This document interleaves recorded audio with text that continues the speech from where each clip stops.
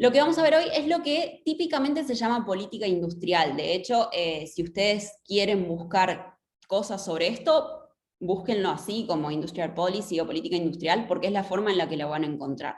¿Es el nombre más feliz? Probablemente no, y sobre todas las cosas no es el nombre más actual, ¿sí? ¿Por qué? Porque hoy en día cuando estamos hablando de política industrial, estamos hablando a veces incluso de sectores vinculados con servicios o que nada tienen que ver con una visión más tradicional de manufacturas, pero estos son conceptos digo, que arrancaron en otro momento, ¿sí? Y quedó el nombre. El nombre correcto hoy en día y que alguna de la bibliografía usa es el nombre de políticas de desarrollo productiva, ¿sí? Pero el nombre como tradicional y que muchas veces van a ver es este de política industrial, por eso lo dejamos.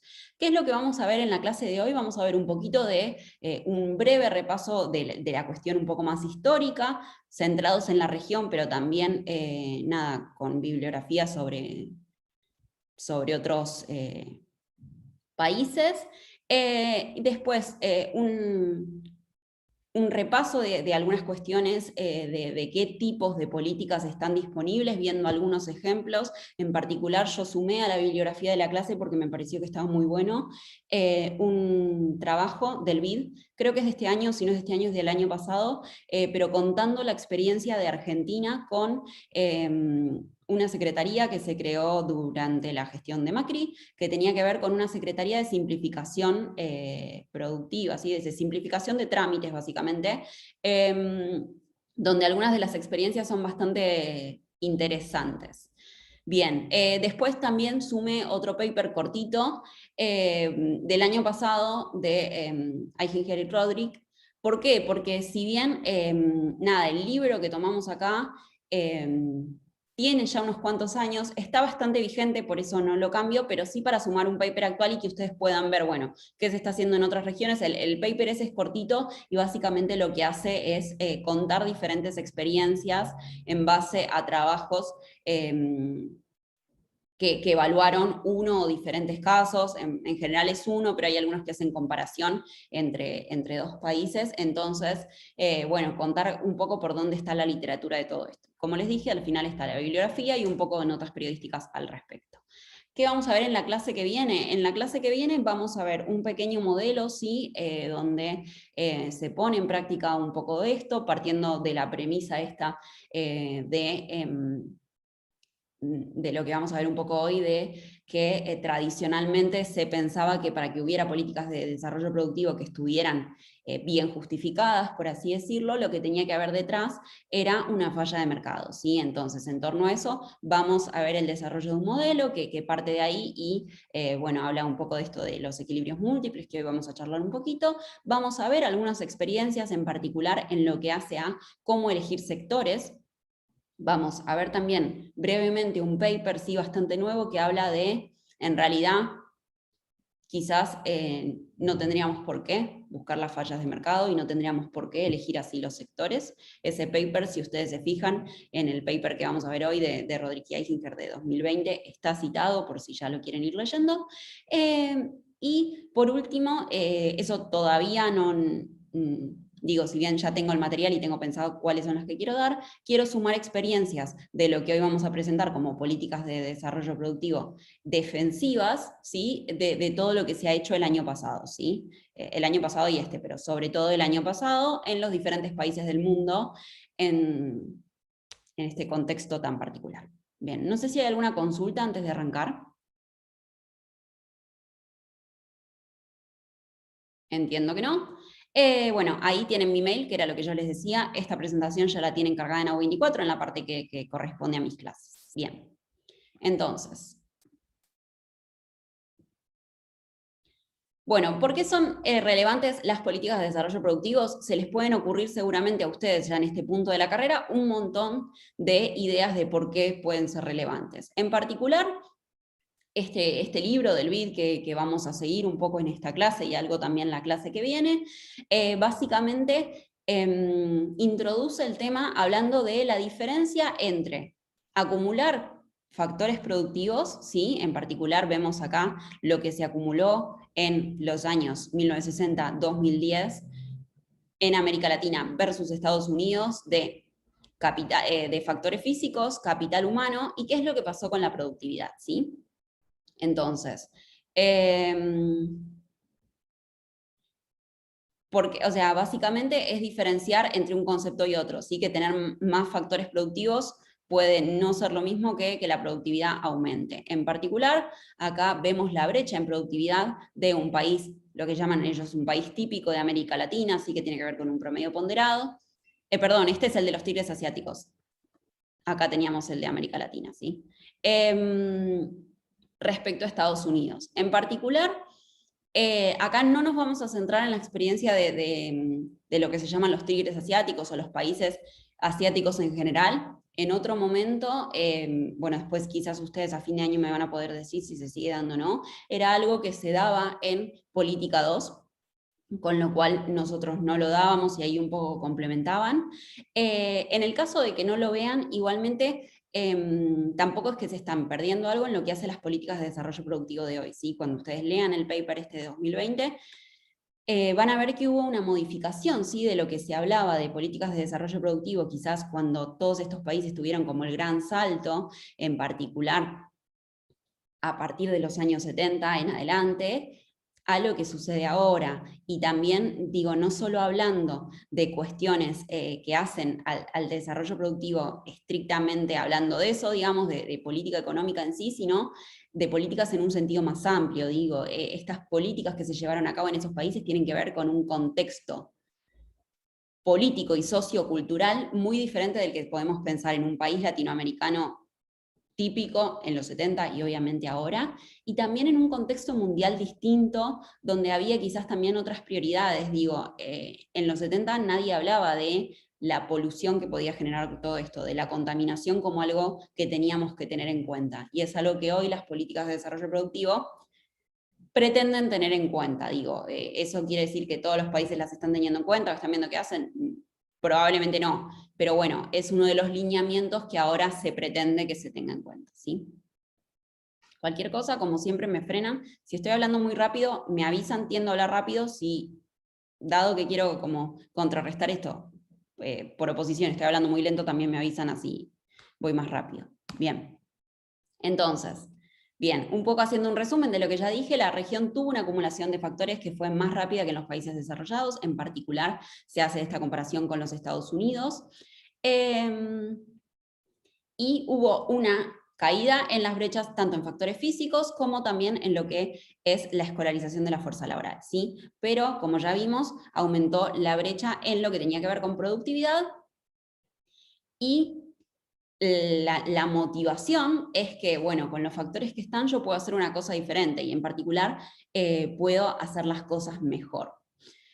¿Qué significa hacer las cosas mejor? Bueno, acá es donde digo, en términos teóricos es muy lindo hablar de lo que vamos a hablar en las clases siguientes y mismo en esta clase, que es esto de las fallas de mercado.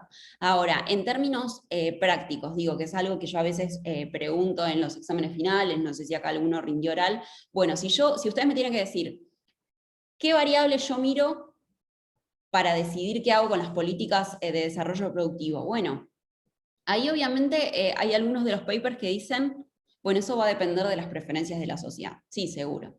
Pero ¿qué es lo que, bueno, todos tenemos en mente y que obviamente tiene un poco de asidero en todo esto? Básicamente mirar qué estamos exportando, quién exporta eso que estamos exportando. Los países que exportan lo mismo que nosotros, ¿son ricos, son pobres? ¿Cómo puedo aumentar la complejidad de eso que exporto?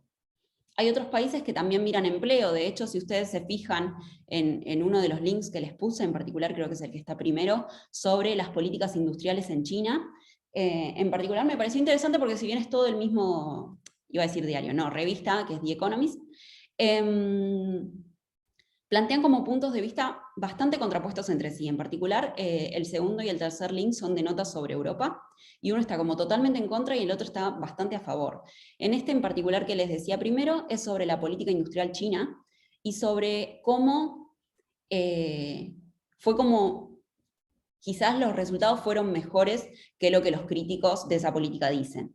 Y bueno, ahí está siempre la cuestión del trabajo, ¿sí? Que, o sea, ¿deberían las políticas de desarrollo productivo centrarse en producir trabajo? Sí, no. Bueno, estos son todos interrogantes, digo, si nosotros nos quedamos con esta cuestión típica de las fallas de mercado, quizás perdemos de vista un poco esto y quizás esté bien que lo hagamos, pero son cosas que tenemos que tener en cuenta y que sabemos que eventualmente cuando vamos a la práctica, bueno, son cosas que necesariamente están presentes, ¿sí? Cuánto empleo genera, cuántas exportaciones genera, etcétera. Bien.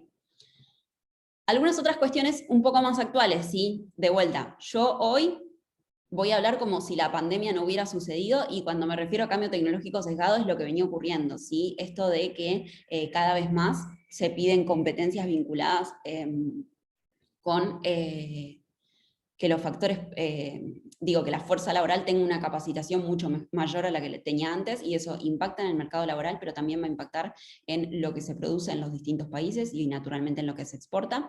Y este último punto, que es esto del cambio climático, en particular el paper este de 2020 que les citaba y que lo tienen ahí al final, el de Giger y Rodrik, lo que dice es esto de prepararse para un crecimiento menor pero sustentable. Bueno, ¿es lo que están haciendo las políticas de desarrollo productivo de los diferentes países?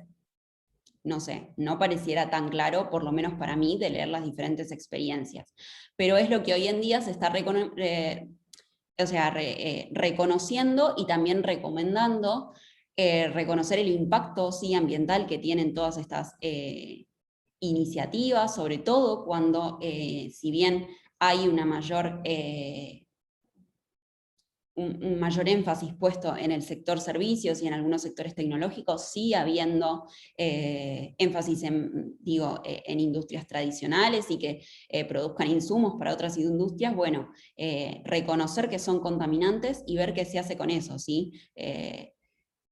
No hacer como la vista gorda en todo esto como se hizo durante muchas décadas. Bien, no sé si hay alguna consulta hasta este punto.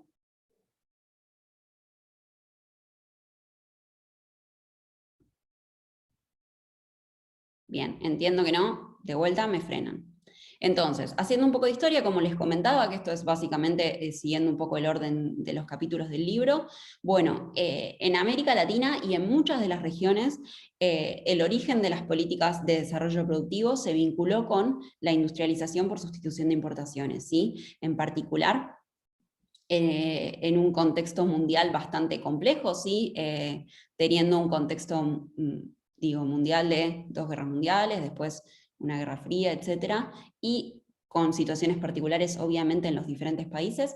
Lo que se intentó fue, bueno, dejar de importar algunos productos que quizás trababan una transformación productiva porque no se tenían los insumos para hacer otras cosas, y el contexto también era particular en el sentido de que, a diferencia de lo que sucede hoy en día en muchos países, digo obviamente no en todos, pero los sectores privados eran sumamente débiles, y entonces eso hacía que muchas veces, con la suma de que había quizás un mercado de capitales que no estaba lo suficientemente desarrollado, etcétera, no podían los sectores privados por sí solos alcanzar algunas cuestiones en lo que hacían a lo productivo, si no era con un gran impulso de los diferentes sectores gubernamentales, ¿sí?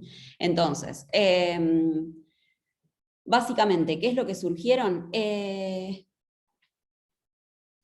gran impulso que hubo, ¿sí? Desde los diferentes gobiernos hacia crear empresas estatales, crear bancos estatales, todo con la finalidad de facilitar este desarrollo productivo, haciendo también grandes inversiones en infraestructura, y se suponía que la industrialización iba a llegar de alguna manera, ¿sí? Esto de que ustedes ya deben haber visto como el learning by doing, ¿sí? En diferentes materias, probablemente en Macro 2. Digo, quizás en esta materia, o por lo menos en este texto, no se tiene una visión tan positiva como quizás lo vieron en alguna otra, básicamente porque se suponía que iban a llegar como las capacidades de generar los diferentes productos por sí solas. Bueno, pasamos a la siguiente slide. ¿Qué es lo que pasó? Básicamente lo que ustedes conocen como la proliferación de las industrias infantes, ¿sí? O sea, en particular, esto tuvo que ver con un montón de problemas, el learning by doing obviamente no ocurrió, los mercados que se tenían a nivel local de consumidores de los diferentes productos eran lo suficientemente pequeños como para que no se sostuviera esta producción que se estaba tratando de implementar. También las políticas que se implementaron no tenían lo que hoy llamaríamos como un buen diseño en términos de que, bueno, ¿qué es lo que voy a, a querer potenciar? Bueno, esto, ok. ¿Cuánta plata? ¿Cuándo se termina? ¿Cómo evalúo que se hizo? Bueno, nada de eso había, ¿sí? Acá, esto que dice la protección transitoria terminó siendo permanente, es precisamente esto, ¿no? ¿Cómo le saco yo a los sectores que estaban hasta este momento protegidos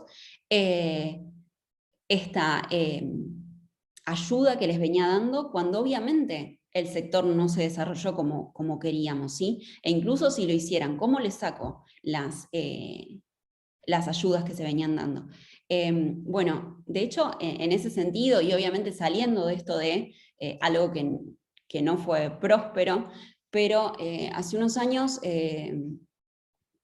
con Daniel, Walter Cont y otra gente, estuve participando en un proyecto que era sobre la industria del software, ¿sí? Acá en Argentina, y en particular, una de las preguntas que se hacía en una encuesta era muy interesante, que era, si no hubiera estado la ley de software que les da una serie de beneficios y que, bueno, después se amplió, etcétera, a las diferentes empresas del sector en un primer momento, después se amplió a lo que era la economía del conocimiento. ¿Ustedes piensan que hubieran tenido un desarrollo más o menos similar en cuanto a, digo, lo que exportaron, la cantidad de gente que contrataron, etcétera? Y para mi sorpresa, muchas empresas respondían que sí. Entonces, bueno, esto nos lleva a pensar cómo es que yo tengo que evaluar estas políticas y cuándo las finalizo, porque quizás el sector creció un montón, pero hubiera crecido también bastante sin ese impulso desde el gobierno. Bueno, esas son cosas que hoy en día se trata de pensar y que obviamente cuando estamos hablando de la sustitución de importaciones no se pensaba, ¿sí? Entonces, a esto obviamente sumado con las cuestiones que tienen las políticas de desarrollo productivo, pero básicamente cualquier política estatal que tiene que ver con que hay un margen de discrecionalidad, en particular en lo que hace a política industrial, suele estar vinculado con, bueno, ¿qué sectores elijo? ¿Sí? Porque, como vamos a ver ahora en un par de slides, estas políticas no suelen ser horizontales, no suelen ser para todos los sectores, o si las hay, también vienen acompañadas de políticas sectoriales vinculadas con algunas líneas de producción, algunos sectores en particular, y no con otros. Entonces, ¿quién los elige, esos sectores? Bueno, esta discrecionalidad, esta falta de objetivos claros, sumado a algunas cuestiones como más macro, como pueden ser la apreciación del tipo de cambio real, bueno, tuvieron un sesgo antiexportador importante para todos estos sectores que se pretendía desarrollar, en favor, como siempre en la región, de las materias primas, e hicieron que no fueran quizás tan fructíferas como se esperaba estas políticas. Bien. ¿Qué es lo que vino después? Esto para ustedes es historia conocida, ¿sí? Por eso yo voy relativamente rápido. Básicamente, lo que se llamó el Consenso de Washington, estas políticas en los 80 y en los 90, donde se pensaba en una cuestión más horizontal, acá sí, de las políticas de desarrollo productivo y sobre todo no tanto las cuestiones vinculadas con intervenciones de mercado por parte del Estado, sino vinculadas a proveer los bienes públicos para que los negocios se desarrollaran bien. Entonces se le dejaba a los privados la asignación de las inversiones, de los factores, etcétera, pensando siempre en que el sector privado probablemente tenga más información para elegir mejor los sectores, para asignar mejor los recursos, etcétera, sí darle unas reglas del juego claras, entonces, en este sentido, una estabilización macro y también reglas del juego en el sentido de los derechos de propiedad y darle diferentes garantías y menos trabas burocráticas para que fuera más sencillo, ¿sí? Entonces, acompañado con esto, una liberalización de las importaciones versus lo que teníamos antes. Los resultados de esto ustedes también saben, que tampoco fueron nada, demasiado positivos en la región, con lo cual pasamos de un extremo al otro. En el medio, bueno, hubo muchas cosas que se dejaron sin hacer, deberían haberse dejado sin hacer, deberían haberse dejado sin efecto diversas políticas. Quizás sí, quizás no, nunca se hizo la evaluación pertinente para determinarlo. Entonces, bueno, hoy en día o desde hace unos años nos encontramos en la región con muchos de los mismos problemas que nos venimos encontrando en términos de desarrollo productivo hace más de 50 años, y a veces pareciera haber falta de conducción desde a dónde deberían ir estas políticas, ¿sí? Entonces, bueno, me quedó un poco larga la slide, sepan disculpar. ¿A qué se intenta ir en la actualidad? Digo, si ustedes siguen este libro del video, estos papers más actuales de los que les hablaba, bueno, un poco lo que veníamos charlando, ¿sí? Menos énfasis en manufacturas y más en industrias vinculadas con la tecnología. En particular, hay países, ahora lo vamos a ver, como el caso de Francia, donde se centran básicamente en biotecnologías, pero siempre teniendo en cuenta las capacidades de cada país. Por ejemplo, teniendo en cuenta sectores donde efectivamente haya una ventaja comparativa. Digo, esos conceptos se siguen usando. Si ustedes leen estos papers, probablemente lean Gescherolin varias veces. Entonces, digo, no son cosas que quedaron obsoletas, al menos en términos de esto, y al menos para empezar a pensar. Bien. El segundo bullet que ustedes tienen acá dice, básicamente, políticas de desarrollo productivo no significa un mayor gasto de recursos fiscales, ¿sí? Sino, efectivamente, a veces medir el impacto, qué es lo que estamos haciendo, ¿sí? Esto se vincula, obviamente, con el último punto, ¿sí? Evaluar cuáles son las políticas que sirven, cuáles no, cómo mido eso, cuáles van a ser mis objetivos con las diferentes políticas, y, bueno, centrarme en las que parecieran prometedoras. A diferencia de lo que pasaba en la primera experiencia que veíamos, ¿sí? De la industrialización por sustitución de importaciones, centrarse en, no en el Estado como en un rol central, sino obviamente que los privados tengan un rol central y que la inversión privada exista básicamente, y el Estado, su participación sea como un poco más un facilitador, en eso más vinculado con esta segunda etapa que habíamos visto del concepto de Washington, pero obviamente en un rol mucho más activo, como vamos a ver ahora. En particular, como va a estar de fondo esto de, bueno, ¿por qué no le puedo dejar todo al mercado? Básicamente porque hay un montón de fallas de mercado, que si no las tenemos en cuenta, la industrialización no va a suceder por sí sola. A ver, por poner un ejemplo, que seguramente lo vamos a ver la clase que viene, pero que es el típico. En los países del Caribe, ¿sí? Las típicas islitas tipo República Dominicana, durante muchos años hubo una gran inversión, en particular suelen ser de empresas españolas, en hoteles. Ahora, para que esa inversión se llevara a cabo, tenía que haber un aeropuerto. Bien, el aeropuerto obviamente no lo iban a hacer las empresas privadas, lo tenía que construir el Estado. Pero el Estado, a su vez, ¿para qué iba a ser un aeropuerto si en principio no había hoteles? Entonces, en esos casos tuvo que haber coordinación entre ambos sectores, entre lo público y lo privado, para que ambas inversiones fueran fructíferas, ¿sí? Porque los hoteles sin el aeropuerto no hacían nada y viceversa. Bien. A diferencia, el siguiente bullet, sí, que nos habla de las políticas de desarrollo productivo ahora son de abajo hacia arriba, tienen que ver con esto de un poco que yo charlaba antes, de contrarrestar lo que era la experiencia de los países asiáticos, donde quizás el contexto político, social, tenía que ver con una cuestión de mucha más... digo, hablándolo sin eufemismos, básicamente de contextos donde no estábamos en situaciones democráticas, y entonces es mucho más sencillo que haya un lineamiento y se sigue esto y listo, porque si no te matan, que en contextos democráticos. Digo, a eso vamos. Perdón si no fue lo suficientemente académico, pero no quería ir con eufemismos y que no se entendiera el concepto. Sí. Disculpen si lo dije demasiado coloquial. Bien. Focalizarse también en la atracción de inversión extranjera directa. Bueno, acá nada, no hay mucho que explicar.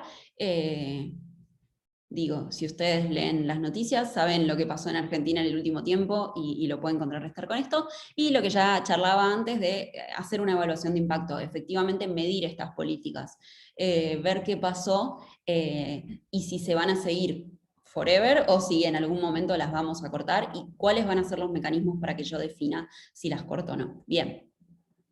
Esto acá les puse ¿sí? la referencia del paper. Acá conté 3 de las experiencias, ¿sí? Pero tienen unas cuantas más. En particular hay algunas que son muy interesantes del caso de África, ¿sí? África subsahariana, una región muy pobre, pero también hay experiencias de estas, las pueden leer. Básicamente conté 3, en particular la de Francia, después pueden ir al último link de notas que les puse y ver la iniciativa francesa por llevar muchas de estas políticas, que en Francia son políticas de Estado, más allá del gobierno de turno, y llevarlas al resto de Europa, en particular a Alemania. Entonces, en Francia la política industrial suele tener básicamente 3 ejes: un fuerte apoyo territorial. Digo, si alguna vez fueron a Francia o si leen las noticias o lo que sea, saben que hay diferentes sectores que en Francia son súper importantes. A mí me pasó una vez de estar en una región y que por todas las carreteras largaran los chanchos, porque querían como, nada, que siguiera habiendo apoyo a los sectores ganaderos y... Digo, había alguna iniciativa por el sector privado de no hacerlo, también han visto cómo los sectores se manifiestan en casos como, por ejemplo, el caso de Uber, etc. Bueno, entonces, esta cosa tan francesa de manifestarse por todo también se ve en lo que tiene que ver con lo productivo y el gobierno toma nota de eso, entonces hay algo de esto, del apoyo sectorial y territorial en las diferentes provincias, pero también se eligen sectores de tecnología, como ya les dije, mucho vinculado a la biotecnología. Bueno, los resultados de que eso iba a ser necesario están a la vista. Más allá de lo que pensemos del laboratorio ese francés en Wuhan, digo, eso aparte. Y obviamente sectores donde Francia tiene una ventaja comparativa, eso no se deja de lado y es ahí cuando yo les digo que, bueno, toda la teoría que quizás ustedes estuvieron estudiando más tradicional y que a veces, o por lo menos a mí, me hacía el ruido de algunas cosas, bueno, hay algunas cosas de esto que se siguen teniendo en cuenta. El caso de Finlandia es quizás un poco opuesto y por eso me pareció que estaba interesante en el sentido de que, bueno, Finlandia es un país claramente desarrollado, donde no tenemos ninguna duda que tiene muy buenos resultados en términos de todo esto, y sin embargo, sus políticas siguen teniendo una fuerte base en lo manufacturero. Sin embargo, bueno, dicen esto de que se centran en la innovación, que fusionan lo que tiene que ver con lo tecnológico, la ciencia y la política industrial, sí, bueno, pero le siguen dando mucho dinero a sectores tradicionales manufactureros. Uy, acá tengo un typo, disculpen, después lo corrijo, pero nada, dice la con doble A. Y después estaba interesante, si lo quieren mirar, el ejemplo de comparar el sector automotriz en el caso de Turquía y en Corea del Sur, ¿sí? Donde obviamente los contextos políticos son muy diversos y bien, si bien tengo el mismo sector, tengo el mismo todo, bueno, ver cómo fueron las experiencias distintas entre sí. Bien.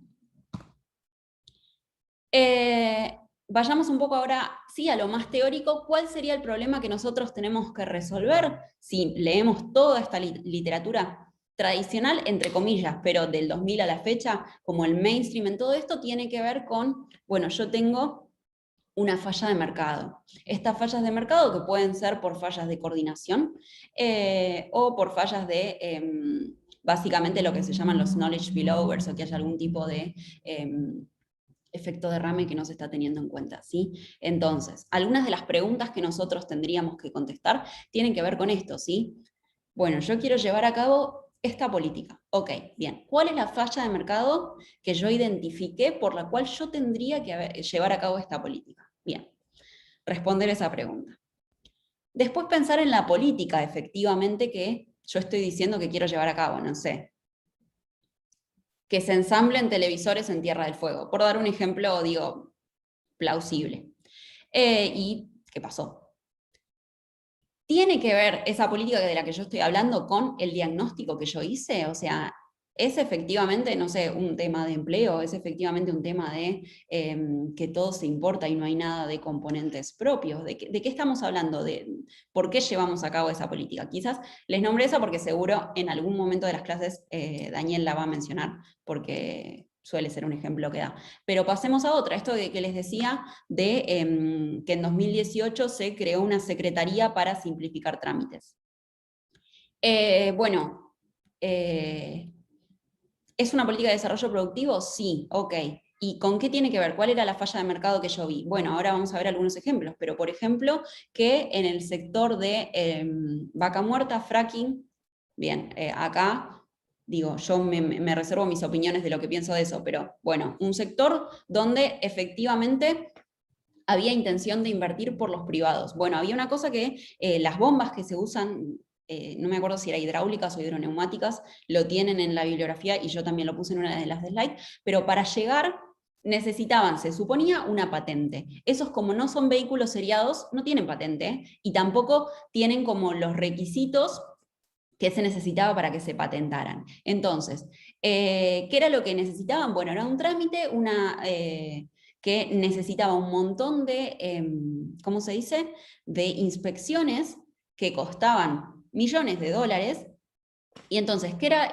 Además de llevar meses y meses. Entonces, ¿qué era lo que hacían las empresas? Bueno, las empresas lo que hacían era llevarlas desarmadas y las llevaban sobre una especie de carros, yo le llamo carros, seguramente es algo mucho más tecnológico que eso, pero que nada, era súper costoso en términos económicos, que solamente se podían llevar días que había buen tiempo y un montón de cosas más que en general esas máquinas que se necesitaban venían de Europa, donde lo que se llevó, digamos, lo que se dilucidó es que los controles que se les hacían en Europa a esas máquinas, que en general eran nuevas y estaban recién compradas, eran al menos tan rigurosos que los que pretendíamos nosotros. Entonces, con ese permiso se las dejó circular y se piensa que solo por eso y sacar ese trámite burocrático, bueno, acá tengo, o sea, algo así como 20 millones de dólares era como lo que se dejaba de gastar en trámites que no tenían mucho sentido. Bien, ahora después vamos. Pero bueno, digo, en principio, si yo pienso que ese sea el diagnóstico, la política esta de ver qué puedo hacer en ese sentido podría servir. Bien. Acá hay un tercer bullet que dice entender a las políticas de desarrollo productivo como un proceso de aprendizaje. ¿Sí? ¿A qué vamos con esto? Básicamente a entender que obviamente los gobiernos, incluso si tuvieran buenas intenciones, no van a tener toda la información, que los privados va a haber información que no van a tener intenciones de dar y va a haber información que ni siquiera los privados tienen. Entonces, sabiendo eso de antemano, poder tener mecanismos de no de escape, pero sí de reajuste de las políticas y de lo que se viene haciendo y de evaluación. Y conocer que, bueno, las políticas no se van a conocer de antemano, sino que se van a ir descubriendo, ¿sí? Bueno, dije un poco lo cuarto, también vinculado a lo tercero, esto de la posibilidad de evaluación.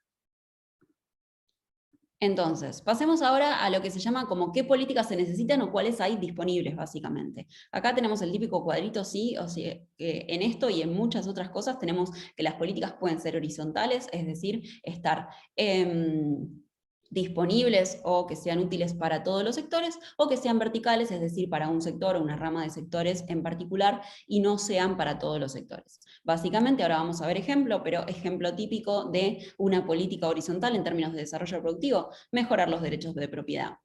Una política vertical, bueno, darle un subsidio a la industria X, ¿sí? Bien, la otra distinción que hacemos acá es entre lo que se llaman bienes públicos e intervenciones de mercado. Intervenciones de mercado son básicamente esto, ¿sí? Subsidios, desgravar algún determinado sector, dar algún tipo de beneficios, no sé, en materia de aranceles, etc. Mientras que bienes públicos son mejorar las carreras de tecnología, mejorar los derechos de propiedad, sacar trámites burocráticos, etc. Bien. No sé si hay alguna duda hasta acá.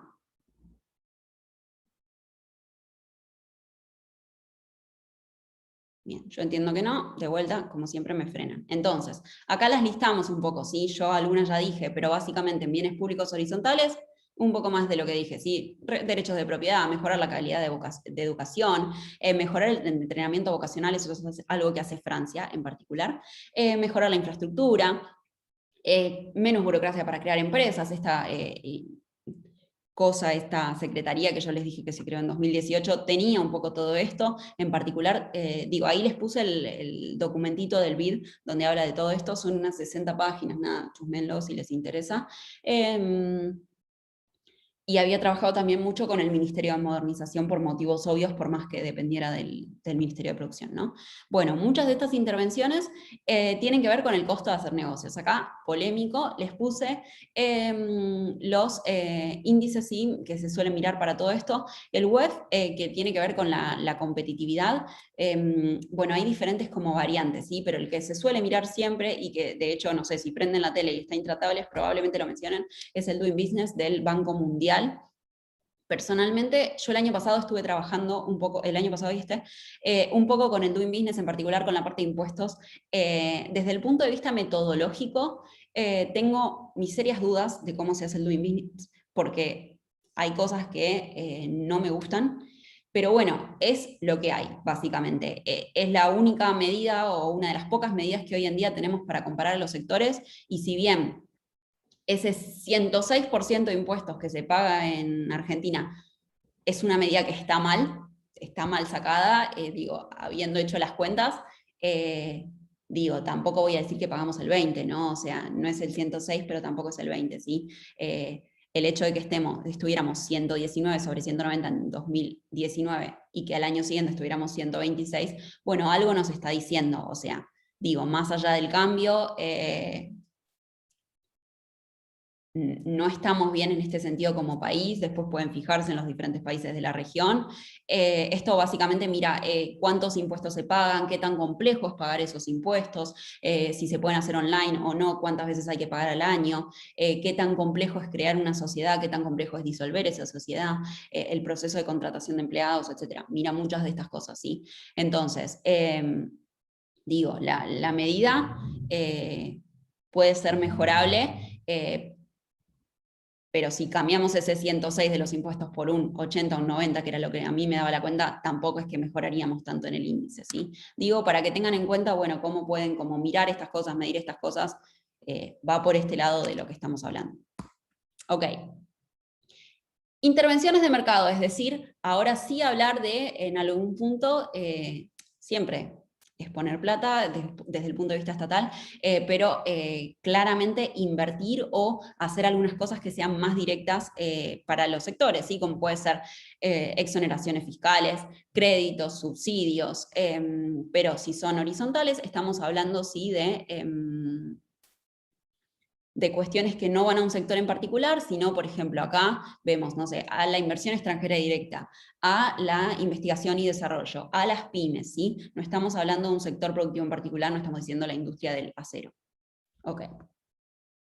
Si pasamos a bienes públicos verticales, bueno, acá, de vuelta, no estamos hablando de intervenciones de mercado, con lo cual no van a ver que les saquen impuestos ni que les pongan subsidios, pero sí, por ejemplo, promover turismo desde el exterior. Si usted, no sé ahora, pero hasta hace unos años seguro, en el momento más caro de publicidad, que tiene que ver con la publicidad del Super Bowl, el gobierno de Costa Rica había invertido para promover su turismo, ¿sí? Eso claramente estamos hablando de una fuerte promoción del turismo desde el gobierno de ese país.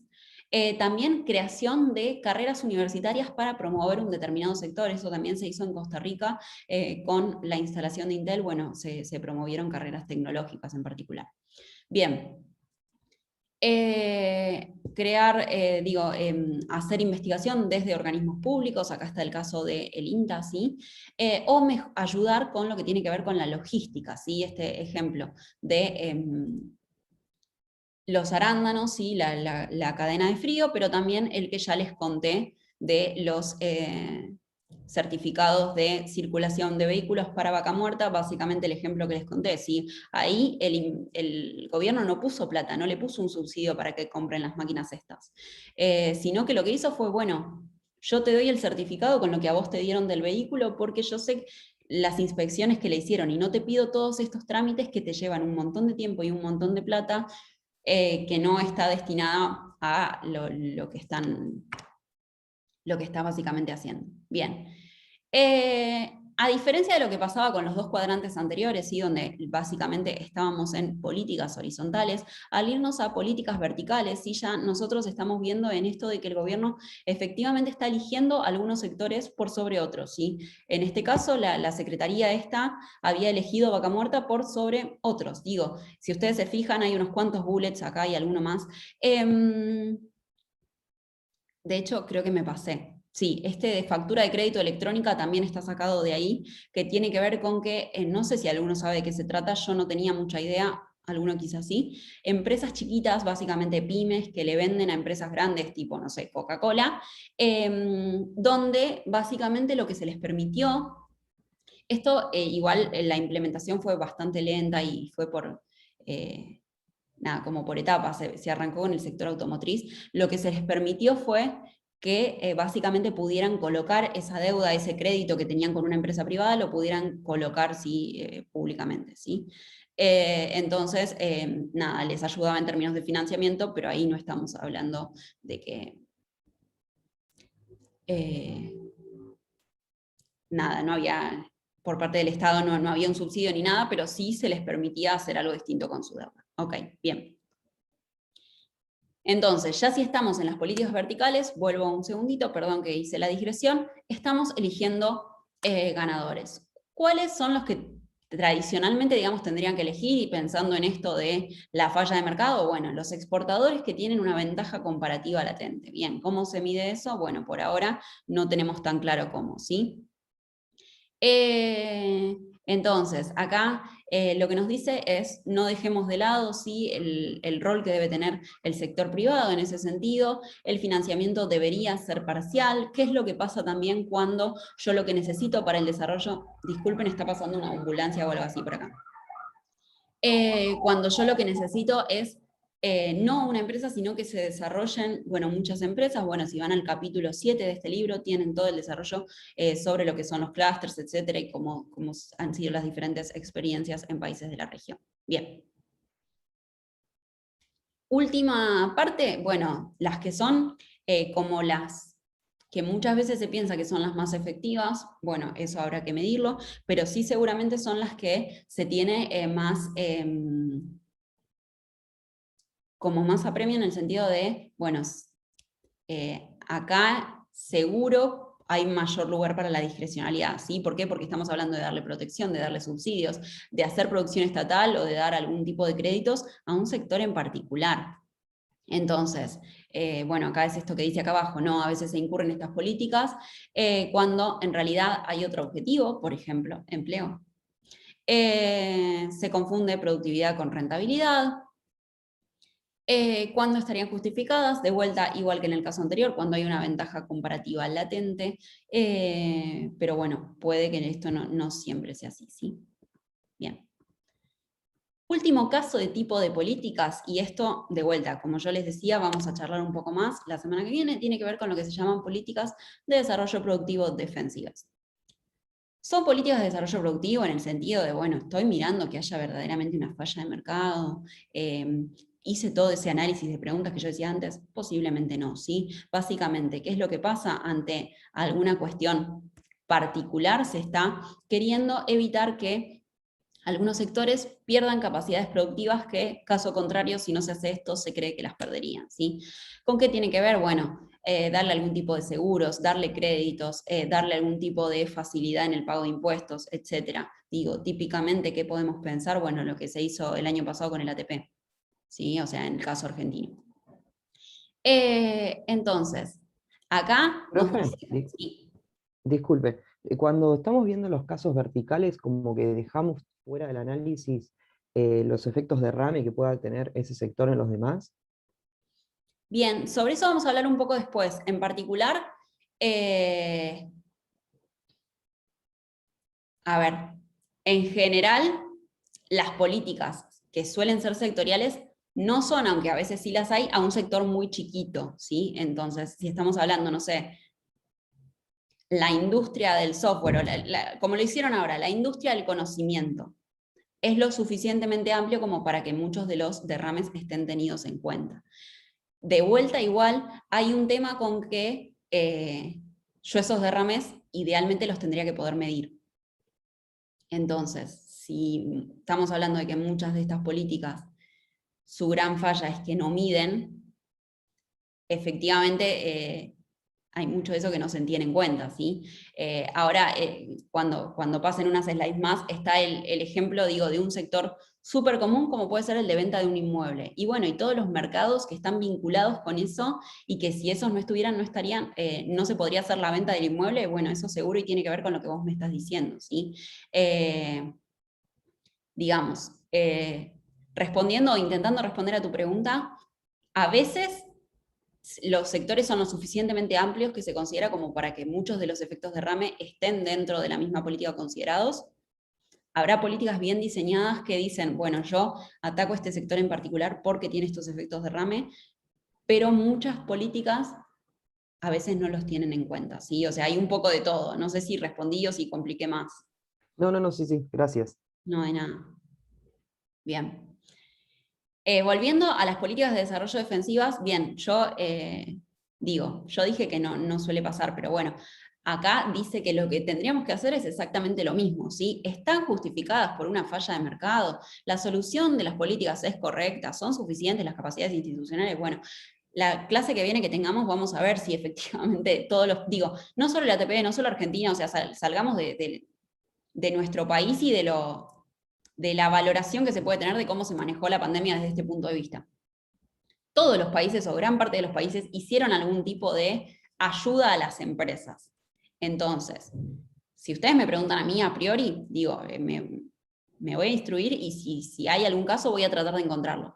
Yo no creo que ninguna haya mirado, bueno, la falla de mercado o considerar, bueno, esto es un gran evento y si no hacemos esto, básicamente se cae todo. Eso es lo que yo calculo que pensaron los policy makers de los diferentes países, independientemente de lo que hayan hecho después, ¿sí? Sí, seguramente haya más asidero para el segundo punto, que ese siempre es válido, ¿sí? Esto de, efectivamente, la solución que yo estoy dando es la correcta para este caso en particular, o estoy hablando de otra cosa. Y bueno, ahí es donde me parece que muchos países hicieron algunos esfuerzos que quizás no tenían tanta relación con lo que intentaron hacer. Bien. Entonces, acá lo que nos dice es que en general estas intervenciones toman la forma de intervenciones de mercado, claramente los ejemplos que vimos, ¿sí? Y muchas veces tenemos que elegir ganadores, se eligen algunos sí, se eligen otros no, y nos lleva a la pregunta de si valen la pena estos rescates. Bueno, de vuelta, medición, sin eso no podemos ver si valieron la pena o no. Y un poco yendo a la pregunta que hacía Mariano, ¿qué mido? ¿Mido solamente en esa industria? ¿Mido en el trabajo que generó en otra industria? ¿Mido el trabajo? ¿No mido el trabajo? ¿Miro las ganancias? No. Eso, de hecho, en uno de los artículos que puse de The Economist, en el caso de China, estaba eso, qué es lo que tengo que medir y qué es lo que no. Bien. El otro paper que yo cité acá sí es uno que está como súper citado en todo lo que tenía que ver con política de desarrollo productivo, si bien ya tiene 15 años, que es este que se llama como condenados a elegir, sería la traducción, de Hausmann y Rodrigues, ¿sí? Bueno, Hausmann, ya deben saber un poco su historia, pero es venezolano, y de hecho tiene como prohibida la entrada a Venezuela, dadas las cosas que ha hecho y las cosas que ha dicho, etcétera, por toda la situación política, ¿no? Entonces, esto de condenados a elegir, en particular esta frase ¿sí? que dice acá que como que la ruta al infierno está plagada de planes industriales con buenas intenciones, bueno, ellos van a preguntarse si existe algo como una escalera al cielo, una cosa así, para intentar no ir a esta ruta del infierno, ¿sí? A esta calle hacia el infierno, ¿sí? Entonces, los autores plantean esto, sí, que como partir del momento de lo del consenso de Washington. Bien, la política industrial por un montón de cosas podría ser una mala idea, ¿sí? ¿Por qué? Porque básicamente es demasiado sensible a la información disponible puede que no sea lo suficientemente buena, puede que no haya toda la información suficiente como para que se tomen de forma centralizada estas decisiones. Me estoy haciendo la pregunta a medida que hablo. ¿Ustedes ya tuvieron historia del pensamiento o la cursan en quinto todavía? La cursamos en quinto, ahora. Ok, son la última camada del plan viejo. Sí. Ok, listo, perfecto. Bueno, entonces seguramente ustedes están viendo ahora, si no, ya la habrían visto. De hecho, si ustedes leen el paper, muchos de los papers que cita son esos, ¿sí? O sea, desde la fábula de las abejas, la teoría de las naciones, todo esto que básicamente hablaba del esfuerzo individual, ¿sí? De pensar en esto de como el egoísmo del panadero es lo que lleva, bueno, acá estamos hablando de otra cosa, ¿sí? De políticas que son centralizadas, incluso en gobiernos claramente donde no se pretende hacer algo centralizado hacia los 70, ¿sí? No estamos hablando de comunismo, pero sí de políticas donde se está viendo que por algún motivo hay que intervenir. Bien, como que lo que se encuentra de por qué tienen que intervenir, fallas de mercado. Entonces, bien. Acá lo que dice es que incluso si tuvieran la capacidad de elegir, bueno, no sabemos si elegirían a los mejores, ¿sí? Habría como un rent seeking bastante importante, ¿sí? Que eso también ustedes lo habrán analizado seguramente en otras materias. Bien. ¿Qué está súper claro? Bueno, las cosas más obvias, ¿sí? Derechos de propiedad, mejorar la infraestructura, etcétera, etcétera. Pero sin embargo, si nosotros vamos a la práctica, si ustedes se fijan, en la mayoría de los países existe un Ministerio de Agricultura, un Ministerio de Industria, un Ministerio de Producción, etcétera, de Energía. Entonces, son claramente cuestiones vinculadas a un sector en particular. Adentro de eso hay un montón de secretarías, subsecretarías, vinculadas con intervenciones mucho mayores a las de solamente mejorar los derechos de propiedad y la macro. ¿Sí? Entonces, dado eso, la política industrial existe, entonces es una realidad. Bien. Ellos lo que van a hablar, sí, en particular, este paper va y viene con respecto a otros papers de los mismos autores o de alguno de los dos autores con otra gente, que básicamente ellos lo que se van a centrar es ver, bueno, ¿qué es lo que estamos haciendo? En particular, ¿qué es lo que estamos exportando? ¿Sí? Acá parten de esta noción casi, bueno, vieja, ¿sí? Digo, de ventaja comparativa, de que los países van a exportar lo que hacen relativamente mejor, donde tienen una ventaja comparativa, y entonces, si yo analizo las exportaciones, bueno, puedo analizar un poco qué es lo que están haciendo los diferentes países y en qué nivel de desarrollo está cada uno de los países. Toman esta medida que la van a llamar EXPI y que la van a hacer en dos pasos. Primero van a calcular, digo, lo digo, después ustedes van a tenerlo para leer acá porque lo tienen como que pensar un poco, pero yo quiero que se entienda un poco el gráfico que viene en las slides que vienen, ¿sí? Básicamente lo que van a hacer es... van a mirar los productos que exporta cada país y para cada uno de esos productos van a calcular el promedio del PBI per cápita de los países que exportan ese bien, haciéndolo ponderado por cuánto del mercado mundial de ese bien tiene en exportaciones cada uno de los países, ¿sí? A eso lo van a llamar PRODI, ¿sí? Es decir, si ustedes quieren como una síntesis de qué estamos hablando, es esta frase que dice acá, asocian un nivel de ingreso determinado con cada producto. Bien, va a haber productos, digo, si yo miro, no sé, la soja probablemente sea mucho menor su PRODI que el de, no sé, chips de celulares, qué sé yo, una cosa así. Y después calculan lo que se llama el EXPI, que ya no es a nivel producto, sino a nivel país, como el promedio ponderado de los PRODIs de la canasta de lo que exporta cada país, ¿sí? Entonces, dado como el contenido de nivel de ingreso de cada producto que yo estoy exportando, bueno, ¿cuál sería como mi nivel de desarrollo, llamémoslo entre millones de comillas, dado lo que exporto? Entonces es una cosa de, si hacemos esto de, bueno, yo soy lo que exporto, ¿con qué nos encontramos? Bueno,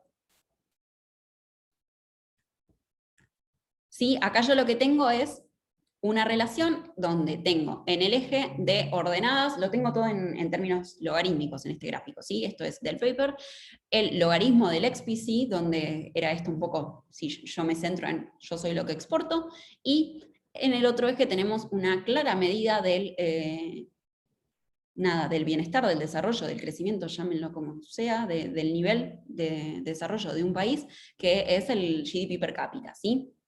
Entonces, si bien la relación no es 1 a 1, digo, si yo tiro una línea de regresión, claramente la pendiente es positiva y es bastante clara la vinculación entre estas cosas. Entonces, es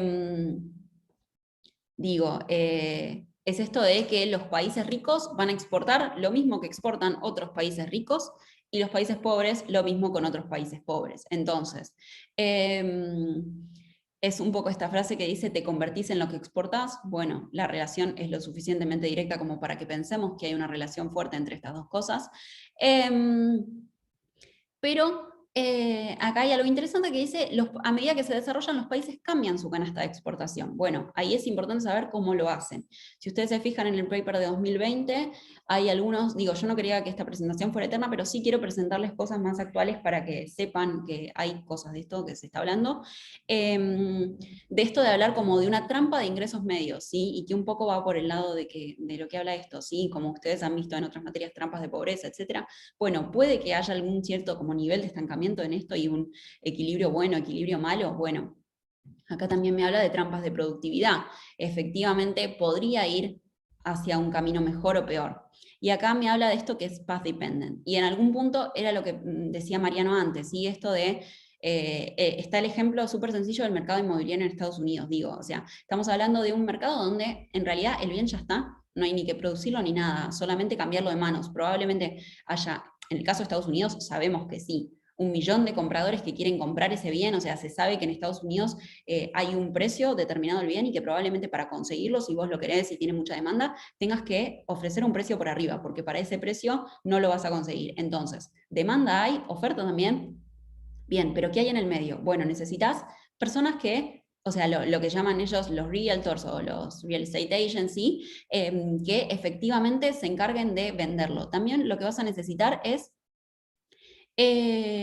alguien que haga la inspección, porque para poder, o sea, vos necesitas en Estados Unidos hacer una, ¿cómo se dice? Una reserva, pero después de eso, para vos antes de comprarlo, necesitas que vaya tu inspector. El inspector tiene que ver si los techos están bien, si los pisos están bien, etcétera, etcétera. Bueno, un montón de cosas que acá no hay, pero que en Europa también son así, bueno.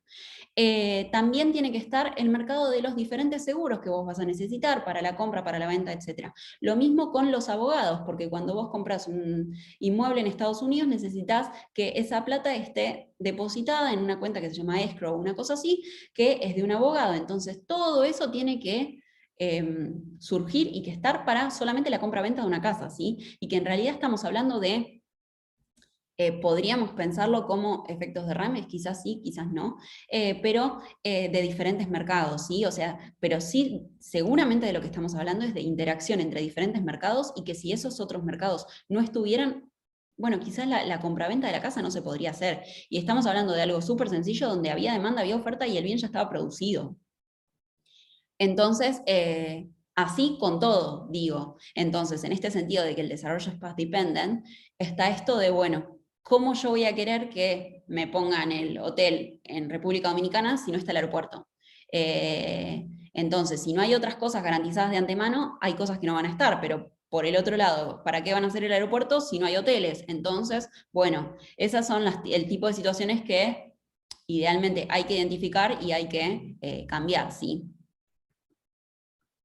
Esto suele ser un problema, bueno, no estaría pasar la slide, disculpen, ahí va. Entonces, esto de que no tienen mercados donde apoyarse es como un gran problema para los que son los pioneros o los que descubren algún sector. Estos mismos autores tienen en 2003 un paper anterior que se llama Self-Discovery, o Discovery, ¿sí? Donde hablan un poco de eso, bien, de los problemas que enfrentan los que arrancan con un sector, que después es mucho más sencillo para todo el resto sumarse, digo, o sea, el caso típico este de los arándanos, bueno, una vez que se mostró que se puede hacer, bueno, un montón van a ir, ¿sí? Entonces, esto de si el gobierno tiene o no que premiar al que lo hace primero. Y bueno, en algún punto el premiarlo tiene que ver con el hecho de que hay un montón de cuestiones de mercados de apoyo en los que no puede apoyarse dado que no existen. Y ahí tendría que ir la cuestión, ¿sí? En pensar en todo eso, en los mercados de apoyo que no existen por fallas de mercado, y no en elegir por elegir. Bien. Entonces, digo, pensar que el Estado lo que les tiene que proveer es de diferentes conjuntos de reglas, etcétera, pero que les dan un rol específico y que se vincula con cada mercado en particular, ¿sí? Bien. Nada, estoy leyendo para ver si me olvida algo, no, básicamente cerramos con esto, el slide, sí, que una actividad nueva no cuenta con todas estas cosas. Bien. Entonces, acá en esto de que yo les decía, que es la idea de que dado que llevan como a resultados negativos siempre los planes de industrialización, los autores se preguntan si existe como una escalera al cielo o como un resultado positivo. Y acá, en base a otro paper también del mismo año, de Hausmann con otro autor, se plantea esto de la metáfora del bosque o la selva, que quizás es demasiado como volada para algunos, en particular si lo leen probablemente les quede más claro, pero tiene que ver con considerar como un espacio de productos. Me salté una slide y les muestro de qué estamos hablando, ahora lo empiezo así, pero básicamente lo que habla es de considerar al espacio de productos como si fuera una selva, ¿sí? O sea, si ustedes se fijan en esto, bueno, parece como algo que uno mira de arriba y es más denso en algunos lugares, menos denso en otros, y la distancia y el tamaño de los puntitos no son arbitrarios, ¿sí? En particular, lo que se va a pensar es que cada árbol, entre comillas, sería un producto, ¿sí? Que se sitúa a una determinada distancia en el espacio de productos del resto de los productos que serían otros árboles, ¿sí? Pensemos acá, obviamente, o sea, este puntito de acá está más cerca de este, que por algo tienen el mismo color, que sean del mismo color significa que son del mismo sector, ¿sí? Este se sitúa más cerca de este que de este verde de acá, ¿sí? O que de estos azules de acá. Pero si se fijan, hay zonas que están mucho más densamente pobladas, acá en el centro, que otras por acá donde hay solamente algunas ramitas, ¿sí?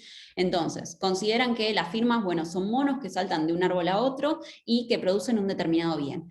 Pero que obviamente para estas, acá hay otro typo, disculpen.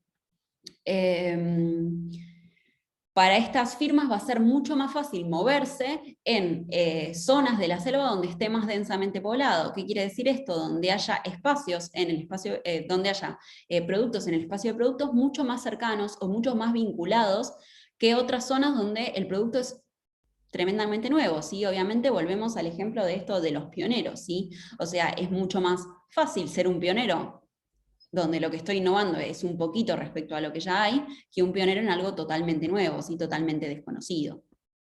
Entonces, lo que me dice acá es que si la selva es lo suficientemente densa, se avanzará hacia niveles de ingresos más altos, lo que sería esto de la escalera al cielo, ¿sí? Pero de vuelta, recordando que el camino es path dependent, y entonces hay que fijarse dónde es que es más densa la selva. ¿Es más densa en sectores donde son más productivos, donde el expi es mayor? Bueno, no hay que olvidarse sí de esto. Entonces, ¿dónde es que se encuentran los diferentes países? Si no me equivoco, este era el caso de Colombia. Hay otras nubes más en el paper, digo, yo puse una sola para que se entendiera, pero tienen otros ejemplos más. El tamaño de cada uno de los bullets tenía que ver con el expi o alguna medida vinculada con el expi de cada uno de los productos, en particular, creo, si no me equivoco, que es el PRODI, obviamente no el expi. Sino que tiene que ver con la composición, sí, de los países que exportan ese producto en particular. Bien, pero como vemos, bueno, hay bullets que son como más grandes y que ahí no es tan densa la selva, y otros más chiquitos donde sí. Entonces, ¿qué es lo que pasa? Bueno, que va a haber lugares donde la selva no está suficientemente densamente poblada, y si yo quiero ir hacia ese lado, bueno, acá lo llama como que hay claros en el bosque, etcétera, y que básicamente tiene que ver con sectores donde yo voy a tener caídas en las exportaciones, o las exportaciones no van a ser lo suficientemente buenas, puesto que no tienen la infraestructura como para crecer. O sea, digo, piensen en cualquier sector súper tecnológico que se haga en un país X. Bueno, piensen en de la nada extrapolarlo a Argentina. Y de cero, digo yo, nada, estoy ahora una cuestión fuera de la facultad, fuera de nada, vinculado a un voluntariado, y tenía que pensar como, bueno, como la idea era extrapolar estas granjas de comunidades productivas de energías renovables que hay en Alemania, pensar en extrapolarlo a Argentina. O sea, antes ni de arrancar, ni de hablar de poner el primer panel solar, todas las cuestiones vinculadas a derechos de propiedad, a contexto macro, a todas esas cosas que uno piensa, bueno, son todas las cosas que hacen que, bueno, no sea tan sencillo extrapolar un sector a otro sin pensar en todo lo que hay alrededor y en todos los otros sectores que son necesarios, digo, pensando en el ejemplo sencillo del real estate, o en cuestiones mucho más complejas para desarrollar cualquier cosa, ¿sí? Entonces, esto es un poco la idea que quiero que se lleven, además de tener en cuenta esto, ¿sí? O sea, de vuelta, cuando yo en un examen oral, pregunto, bueno, ¿qué sectores mirarías? ¿O qué es lo que vos estás esperando cuando cuando haces una política de desarrollo productivo en particular? Quiero que me hablen de esto, ¿sí? O sea, digo, ¿las exportaciones son el único? No. Pero hay mucho que va por este lado, ¿sí? Digo, no pretendo que nadie me dé la definición ni del EXPI, ni del PRODI, ni de nada de esto, pero sí que sepan cómo leerlo y que sí, que no, esas cosas es la idea. Bien.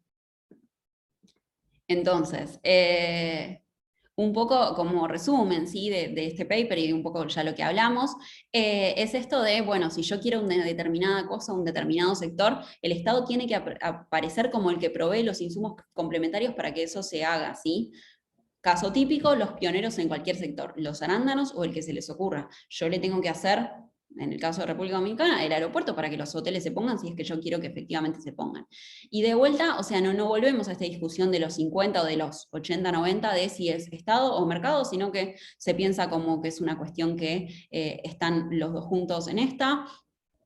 El ideal sería esto de que el Estado provea, digo, lo leo como si fuera cuentito, provea la totalidad de los insumos complementarios a todas las actividades con potencial de crecimiento. Bueno, los problemas con esa frase son infinitos. ¿Cuáles son los sectores con potencial de crecimiento? ¿Cuáles son los insumos necesarios?